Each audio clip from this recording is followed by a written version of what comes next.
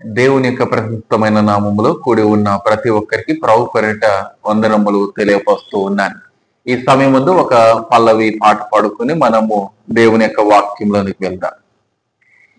ఎంత మధురమో యేసుని ప్రేమ, ఎంత మధురమో నా యేసుని ప్రేమ, ఎంత మధురమో యేసుని ప్రేమ, ఎంత మధురమో నా యేసుని ప్రేమ.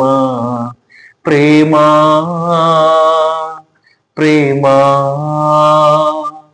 ప్రేమ ప్రేమ ప్రేమ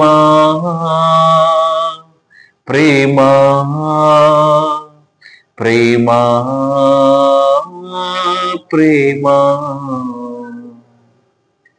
పరిశుద్ధుడ ప్రేమల తండ్రి యేసయ్య నీకు వందనాలు. ప్రతి దినము నీ యొక్క వాక్యం ద్వారా మాతో సూటిగా తేటగా మీరు మాట్లాడి మా యొక్క దినాల్లో నీ యొక్క వాక్యం ద్వారా మమ్మల్ని వెలిగిస్తున్నందుకు నీకు స్తోత్రములు తండ్రి. ఈ దినమందు కూడానైనా మాకు చక్కటి వాక్యం ద్వారా మా హృదయాలను మీరు వెలిగించి మా యొక్క పనుల్లో ప్రతి విషయంలో నీ యొక్క ఆశీర్వాదం మా మీద కుమ్మరిస్తారని యేసు నామములో వేడుకుంటున్నాము తండ్రి, ఆమేన్. ఈ యొక్క దినమందు మన యొక్క వాక్యాంశము అపాయకరమైనవి మనలో ఏమైనా ఉంటే, అపాయకరమైనవి మనలో ఏమైనా ఉంటే, మనలో అపాయకరమైనది అంటే డేంజరస్ థాట్స్, ఆలోచనలు ఇవి మనలో ఉన్నట్లయితే మన యొక్క డాక్టర్లు కూడా ఒక మాట తెలియజేస్తూ ఉన్నారు, మీరు ఎక్కువగా చింతపడొద్దు, బాధపడొద్దు, ఎందుకంటే ఆ బాధలు మీ యొక్క శరీరాన్ని హీనపరుస్తాయి, బలహీనపరుస్తాయని వారు చెప్తూ ఉంటారు కదండి. ఎన్నోసార్లు మనం వింటూ ఉన్నాం. అలాగనే మనకు కూడా ఈ యొక్క లోకంలో ఉండే ఆశలు, కోరికలు ఇవన్నీ ఉన్నట్లయితే మన యొక్క ఆత్మీయ స్థితి కూడా పడిపోతారు. దేవునికి స్తోత్రము కలుగుగాక. వాక్యంలో చదువుకుందాం. మార్కు సువార్త 4వ అధ్యాయము 18 నుంచి 19 వాక్యంలో ఒకసారి మనము ఈ దినమందు మనము పరిశీలన చేద్దాం. ఇతరులు ముండ్ల పొదలలో విత్తబడిన వారు, వీరు వాక్యం విందురు గాని ఐహిక విచారములను, ధనామోషమును, మరి ఇతరమైన అపేక్షలను లోపల చొచ్చి వాక్యమును అణిచివేయటం వలన అది నిష్ఫలమగును. ఏమండి, ఇక్కడ దేవుని యొక్క వాక్యము వింటారు. అయితే ఈ లోకంలో ఉన్న ఆ యొక్క ఆశలు, నేత్రాశ, జీవపుడమము, మరి తదుపరి వాక్యములు అవన్నీ మనము తెలుసుకోబోతున్నాం. మనలో ఆ యొక్క స్థితిలో ఉన్నట్లయితే మన యొక్క ఆత్మీయ స్థితి దినదినము చేజారిపోతుంది. దినదినము మనకి ఏమైపోతుందంటే ఆత్మీయ స్థితి తగ్గిపోతూ ఉంటది, బలహీనత పడిపోతూ ఉంటది. ప్రతిదినము వాక్యము ద్వారా, ప్రార్థన ద్వారా దేవుని యొక్క నామములో మనం మోకరించి ప్రార్థించినట్లయితే మన యొక్క ఎటువంటి కోరికలు ఉంటాయో, లోకపరమైన కోరికలు అవన్నీ తొలగిపోతాయి. మనకి ఏదైతే అవసరత ఉంటుందో ప్రభు తప్పకుండా సమయానుకూలముగా ఆయన ఇవ్వడానికి ఆయన సిద్ధముగా ఉన్నాడు. మనమైతే ఆయన యొక్క పాదాల యొద్దకు వెళ్ళి మనము అడిగితే తప్పక ఆయన ఇస్తాడు. మన యొక్క అవసరము కొద్దీ ఆయన ఇస్తాడండి. మనము గుట్టలుగా మనం సంపాదించుకుని మనకి బిడలు, వారి యొక్క బిడలు తరతరాలు సంపాదించుకోవాలనే ఆశ అంటూ మనకంటూ ఉండకూడదు. క్రైస్తవ జీవితంలో ఇది చాలా ప్రాముఖ్యమైన మాట. ఏమండి, అయితే ప్రియ బిడ్డలారా, ఈ నేటి దినంలో క్రైస్తవులేంటి లేకపోతే హైందవులేంటి ప్రతి ఒక్కరూ ఈ యొక్క ఆశలో కళలు కంటూ ఉన్నారు. ఈ కళలు బట్టి వారి యొక్క ఎదుగుదల ఏమైపోతున్నదంటే వారి యొక్క ఎదుగుదల వారి యొక్క మరణానికి చేరువ చేస్తూ ఉన్నది కదండి. ఈ యొక్క నేటి దినాల్లో ఎక్కువగా మనం సంపాదించుకున్నాం అనుకోండి, ఆ సంపాదన ఎవరు దోచుకుని వెళ్ళిపోతారు, లేకపోతే ఆ యొక్క సంపాదన బట్టి ఎవరు ఏమంటారో అనే ఇబ్బందికి గురవుతూ ఉంటాం. ప్రతి నిత్యము దాని కొరకు మనం ఆలోచన చేస్తూ సరి అయిన నిద్ర కూడా నిద్రపోకుండా ఉంటూ ఉంటాం. సరి అయిన ఆహారం కూడా మనం తీసుకోం. సరిగ్గా ఆలోచించే శక్తిని కూడా మనము కోల్పోతాం ప్రియమిత్రులారా. అందుకని దేవుడు ముందుగానే హెచ్చరిస్తూ ఉన్నాడు. ఇటువంటి ముండ్ల పొదల్లో, అంటే ముండ్ల పొదలకి సూచన ఏంటి? ముళ్ళు ప్రతి నిత్యము అవి గుచ్చుతూనే ఉంటాయి. ఆ యొక్క ఆశలు అవి గుచ్చుతూనే ఉంటాయి. ఇదిగో నీకంటూ ఒక ఆశ ఉన్నది, అవి నెరవేర్చుకో. నీకంటూ ఒక తలంపు ఉన్నది, అవి నెరవేర్చుకో. నీకు తలంపు పుట్టినదంటే అది దేవుడు తప్పక నెరవేరుస్తాడు. కానీ మనము వేచి ఉండాలి, ప్రార్థన పూర్వకంగా ఆలోచన చేయాలి. ప్రియ దేవుని బిడ్డలారా, మనము ఏ విధంగా ఆలోచన చేయకూడదు అంటే ఈ లోకపరమైన ఆలోచన మనము చేయకూడదు. దైవికమైన ఆలోచన మనము చేసేవారుగా ఉండాలి. ఇతరులు ముండ్ల పొదల్లో విత్తబడిన వారు ఇటువంటి ఆశలు, లోకపరమైన ఆశలు ఉన్నట్లయితే వారు ముండ్ల పొదల్లో విత్తబడిన వారు. ముండ్ల పొదల్లో ఏదైనా మంచి గింజ అయితే మంచిదే, వాక్యమే కదండి. గింజని వాక్యంతో దేవుడు పోల్చి ఉన్నాడు. అయితే వాక్యము మంచిదే, మంచి విత్తనాన్ని విత్తాడు ఆ ముండ్ల పొదలో. ఆ యొక్క నేలను బట్టి ఆ యొక్క మొక్క వచ్చింది, అది ఎదుగుచూ ఉన్నది. అయితే ఆ పైన ఉన్నవి ఏంటి? ముండ్లు. ఆ ముళ్ళు ఏం చేస్తాయంటే ఆ యొక్క మొక్కని ఎదగనివ్వకుండా ఆ ముండ్లు ఆపేస్తూ ఉంటాయి. ఈ రోజులు కూడా మన యొక్క ఆశలను బట్టి వాక్యంలో ఎదగకుండా ఇవి చేస్తూ ఉన్నాయి, ఈ లోకపరమైన ఆశలు. జ్ఞాపకం చేసుకో సహోదరుడా, మనకి కావలసినది దేవుడు తప్పక ఇస్తాడండి. మనం అడిగామా? నన్ను పుట్టించి ప్రభువా అని మనం అడిగామా? లేదు కదా. మనల్ని దేవుడు పుట్టించాడు కనుక మనము చచ్చేంత వరకు మనకి ఏది కావాలో ప్రతి అవసరత ఆయనే తీరుస్తాడు. ఈ రోజున చాలా మంది బాధల్లో ఉంటున్నారు. నాకు ఇది లేదు, అది లేదు, నాకు ఇల్లు లేవు, లేకపోతే నాకు ధనము లేదు, నాకు అందము లేదు, లేకపోతే నాకు మంచి శరీరము లేదు. ఇవి ఎన్నో ఆలోచన చేస్తూ ఉన్నారు. ప్రభుని అడగండి, ప్రభు తప్పకుండా సమయానుకూలముగా ఆయన మీకు ఇవ్వడానికి ఆయన సిద్ధముగా ఉన్నాడు. కనుక ఎటువంటి విచారణ చేయకూడదు. వీరు వాక్యం విందురు, వీరు వాక్యం వింటారు. ఆ యొక్క నేల మీద పడిన ఆ యొక్క విత్తనము నీరు గ్రహిస్తుంది, ఆ యొక్క ఎండను గ్రహిస్తుంది. కానీ ఆ ముళ్ళు మాత్రం ఏం చేస్తున్నది? ఎదగనివ్వకుండా, పైకి ఎదగనివ్వకుండా అవి చేస్తూ ఉన్నది. కానీ ఐహిక విచారములను, ధన మోసమును, మరి ఇతరమైన అపేక్షలు లోపల చొచ్చి వాక్యమును అణచివేయటం వలన అది నిష్ఫలమవుతున్నది. ఇంకా ఒక సమయానికి వచ్చినప్పుడు కండి ఆ మొక్క ఎదగాలి, ఏపుగా ఎదగాలి. అయితే ఆ ముళ్ళు అంచివేస్తూ ఉన్నాయి. అంచివేస్తున్నప్పుడు అవి ఆ మొక్క ఏమవుతుంది? ఆ ముళ్ళు గుచ్చుకోవడం ద్వారా పుండు పడుతుంది. ఆ పుండు పడిన తర్వాత ఆ పుండు ద్వారా ఆ మొక్క అంతయు చచ్చిపోయే స్థితికి వచ్చేస్తారు. కనుక ప్రియ బిడ్డలారా, ఈ రోజున వాక్యము చాలా సూటిగా, స్పష్టంగా, వివరంగా దేవుడు తెలియజేస్తున్నాడు. మనము ఎక్కడున్నాం? ముళ్ళ పొదల్లో ఉన్నామా, లేకపోతే మంచి నేల మీద పడిన విత్తనం వలె ఉన్నామా? ఈ రోజున మనం జ్ఞాపకం చేసుకోవాలి. ఏమండి, ఆ వాక్యము మనలోనికి పడుతున్నదా? సారవంతముగా అది ఎదుగుచున్నదా? ఆ వాక్యము మనలో ఎదుగుచున్నదంటే మనము ఆధ్యాత్మికం కూడా బలపడుతున్నట్లే. ఈ రోజున చాలా మంది ఎదుగుచున్నారు, కానీ ఆధ్యాత్మికంలో చాలా బలహీత పడిపోతున్నారు. ఎదగడం అంటే లోకపరమైనగా ఎదుగుచూ ఉన్నారు ప్రియ బిడ్డలారా.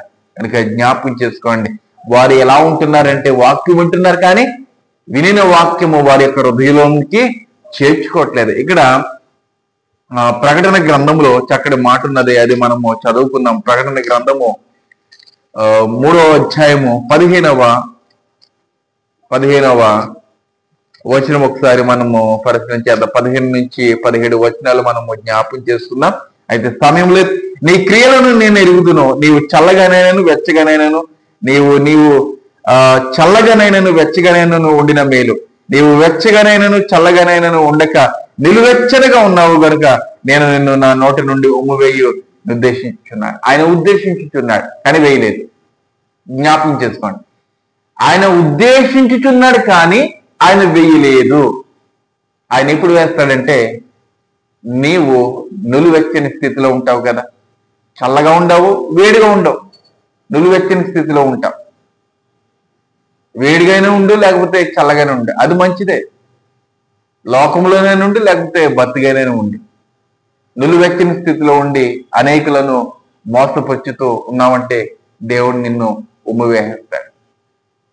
లోపలేమో చాలా క్రూరత్వము, బయటకు వచ్చినప్పుడు చాలా సున్నితముగా మాట్లాడుతూ ఆ సున్నితమైన మాటల ద్వారా ఇతరులను కత్తితో కోసినట్లుగా మాట్లాడుతూ ఉంటారు. ఒక భాషలో చెప్పాలంటే కదండి. క్రైస్తవ బిడ్డలు కూడా ఈ రీతిగానే ఉంటున్నారు. బత్తిగా ఉంటున్నావా, బత్తిగా ఉండు, లేకపోతే లోకంలో ఉంటున్నావా, లోకంలోనే ఉండు. కానీ దేవునిలోనికి వచ్చి లోకంలో ఉంటే కనుక దేవుడు నిన్ను క్షమించడు, ఉమ్మి వేస్తాడని దేవుడు సెలవిస్తూ ఉన్నాడు. అలాగనే మత్తయి సువార్తలో 6వ అధ్యాయంలో 24వ వాక్య భాగము చక్కగా వివరణ తెలియజేస్తున్నది. ఎవడును ఇద్దరు యజమానులకు దాసుడిగా నుండనేరడు. అతడు ఒకరిని ద్వేషించి ఒకరిని ప్రేమించును, లేక ఒకరిని పక్షముగా నుండి ఒకరిని తృణీకరించును. మీరు దేవునికి సిరికి దాసులుగా ఉండనేరరు. మనము ఈ యొక్క సిరి అనగా ధనము, ఈ ధనానికి మనము దాసులుగా ఉండకూడదండి. మనము యేసుక్రీస్తుకు మాత్రమే, దేవుడికి మాత్రమే దాసులుగా ఉండాలి. ఈ లోకానికి దాసులుగా ఉంటే నువ్వు యేసుక్రీస్తుకి దాసులుగా ఎంత మాత్రం ఉండవు. ఇద్దరికి సమానంగా ఒకే రీతిగా నీవు ఉండనేరు. ఈ రోజున మనము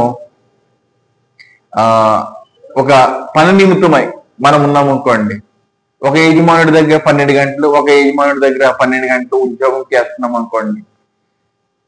అలు పెరగక మనము ఉద్యోగం చేస్తాం 12 గంటలు, రోజుకి 24 గంటలు. అయితే ఈ యొక్క 24 గంటలు పూర్తిగా మనం పని చేస్తామంటే మనము వారం తర్వాత ఎంత బలహీనపడిపోతాం. ఎందుకంటే ఆరోగ్యం సహకరించదు. అందుకనే దేవుడు పగలని ఇచ్చి ఉన్నాడు, అలాగనే రాత్రిని ఇచ్చి ఉన్నాడు. రాత్రిని విశ్రమించమన్నాడు, పగలని ఏం చేశాడు, పని చేసుకోమన్నాడు. మనము ఏ రీతిగా ఉండాలో ఆ రీతిగా మాత్రమే ఉండాలి. దాసుడికి అనగా దేవుడికి దాసుడిగా ఉంటావా, దాసుడిగా ఉండు. లోకానికి దాసుడిగా ఉంటావా, లోకానికి దాసుడిగా ఉండు. కానీ లోకానికి దాసుడిగా నీవు ఉన్నట్లయితే ఆయన ఉమ్మి వేస్తే దినము రాబోచున్నది, జాగ్రత్త. దేవుడికి దాసునిగా ఉన్నట్లయితే ఆయన ప్రశస్తమైన వస్త్రములు కప్పి నీతి కిరీటము నీ మీద ఉంచి, నీ యొక్క శిరస్సు మీద ఉంచి, నీవు చేసిన గొప్ప క్రియలను బట్టి గొప్ప గొప్ప స్టార్స్ పెట్టే అవకాశము ఉండబోతున్నది. కనుక జ్ఞాపకం చేసుకోండి, ఏది కావాలో, ఏది నిత్యానికి నడిపిస్తాదో, ఏది సత్యమైన మార్గంలో నడిపిస్తాదో మనం జ్ఞాపకం చేసుకుని దానిని మనం ఫాలో అయినట్లయితే దేవుడు తప్పక సంతోషిస్తాడు. ఒక పాపి ఈ లోకంలో మారితేనంటే పరలోక రాజ్యంలో ఎంతో సంతోషం. ఈ నేటి దినం వరకు మనం పాపులుగానే ఉన్నామండి. పాపం చేయలేనంటి వాడు ఎవడని యొక్క లోకంలో లేడు. కానీ ఆ పాపాన్ని ఒప్పుకొని ప్రభువా నన్ను క్షమించు అని ఆయన యొక్క పాదాల యొద్ద మొరపెట్టినట్లయితే ఆయన తప్పక ఆయన మనల్ని క్షమిస్తాడు. అవునంటారు కాదంటారు? తప్పక ఆయన క్షమిస్తాడు. కనుక మనము ఆయన యొద్దకు వచ్చి మన యొక్క పాప క్షమాపణలను ఒప్పుకోవాలి. ఇక్కడ మొదటి యోహాను పత్రిక 2వ అధ్యాయం 15వ వాక్యంలో, ఈ లోకమునైనను లోకంలో ఉన్న వాటినైనను ప్రేమింపకూడి, ఎవడైనాను లోకమును ప్రేమించిన ఎడల తండ్రి ప్రేమ వానిలో ఉండదు. ఈ లోకంలో వేటిని మనం ప్రేమిస్తున్నాము? బంగారాన్ని. ఇక్కడ ఉన్నది లోకములో ఉన్నదంతయు అనగా శరీరాశయు, నేత్రాశయు, జీవపడంబము తండ్రి వలన పుట్టినవి కావు. అవి లోక సంబంధమై ఉన్నవి. కనుక వీటిని మనము ప్రేమించినట్లయితే, సిరియు, సంపద, వీటిని మనము ప్రేమించినట్లయితే తండ్రి ప్రేమ మనలో ఉండదు. మనలో ఎటువంటి ప్రేమ ఉండాలి? తండ్రి ప్రేమ ఉండాలండి. ప్రాముఖ్యంగా తండ్రి ప్రేమ ఉంటేనే మనం పరలోక రాజ్యానికి వెళ్ళగలం. మరలా నేను జ్ఞాపకం చేస్తూ ఉన్నాను, మనకి ఊపిరి ఉంటే, మనకి బలం ఉంటే 70 సంవత్సరాలు బ్రతుకుతాం. అధిక బలం ఉంటే 80 సంవత్సరాలు, అది కూడా ఆయాస్కరమే. తర్వాత జీవితం ఏమై ఉన్నది? ఒకసారి మనం పరిశీలన చేయాలండి. తర్వాత జీవితం ఏమై ఉన్నది? మనము మరలా కుక్కగా పుడతాము, లేకపోతే పందిగా పుడతాము, లేకపోతే మంచి కార్యములు చేస్తే చాలా మంది హైందవులు అనుకుంటారు, గోవుగా పుడతారంట, అలా అనుకుంటారు. కానీ మనకంటూ ఒక నిరీక్షణ ఉన్నది. మనం ఏంటంటే మరలా పుట్టము, కానీ మరలా జీవం పొందుకుని ఆ పరలోక రాజ్యంలో ప్రభువుతో పాటు మనం ఉండే అవకాశం ఉంటుంది. ఎటువంటి అవకాశం నీకు కావాలి? ఈ రోజు వరకు నీ యొక్క హృదయంలో దేవుని యొక్క వాక్యం లేకుండా నీవు బలహీనత పడిపోయావా? నీ యొక్క ఆత్మీయ స్థితిని బలహీనతపరుచుకున్నావా? ఈ నేటి దినమందు దేవుడు మరలా నీకు అవకాశం ఇస్తూ ఉన్నాడు. మరలా ఆయన పిలుస్తూ ఉన్నాడు. దేవుని యొక్క వాక్యంలోనికి నీవు వెళ్ళి అపాయకరమైన ఏనా నీ యొక్క హృదయంలో ఉంటే అవన్నీ తీసివేసి ప్రభువా నీవే నాకు దిక్కంటే ఆయన సమస్తం ఆయన చూసుకుంటాడు. దేవునికి మహిమ కలుగును గాక. ప్రార్థించుకుందాం. సర్వశక్తి మిక్కిలి కనికరం కలిగిన యేసయ్య నీకు వందనాలు. ఇదిగో ప్రభు, ఇంతవరకు నీ వాక్యం ద్వారా మమ్మల్ని ఎంతగానో మీరు హెచ్చించిన తండ్రి. అవునేసయ్య, మాలో ఈ యొక్క ధనాపేక్ష లోక సంబంధమైనవి ఉన్నట్లయితే ప్రభువా నీ ప్రేమ మాలో ఉండదు నాయన. ప్రభువా ఒక వ్యక్తి ఇద్దరు యజమానులకు నాయన దాసుడిగా ఉండనేరడు ప్రభువా. నేను ఈ యొక్క లోకానికి దాసుడిగా కాకుండా నీకు దాసుడిగా మేము ఉండటానికి, దాసురాలుగా నీకు ఉండటానికి ప్రభువా మాకు సహాయం చేయండి తండ్రి. నిశ్చితమైతే ఇంకా నువ్వు వాక్యంలో మమ్మల్ని మీరు బలపరిచి వాక్యాన్ని ఇంకను వివరంగా తెలియజేసే జ్ఞానము నాకు కూడా మీరు అనుగ్రహిస్తారని ఏస్తున్నాములు వేడుకుంటున్నాము తండ్రి. ఆమేన్. ఆమేన్. వందనములు. దేవుడు మిమ్మల్ని దీవించి ఆశీర్వదించిన గాక. ఆమేన్.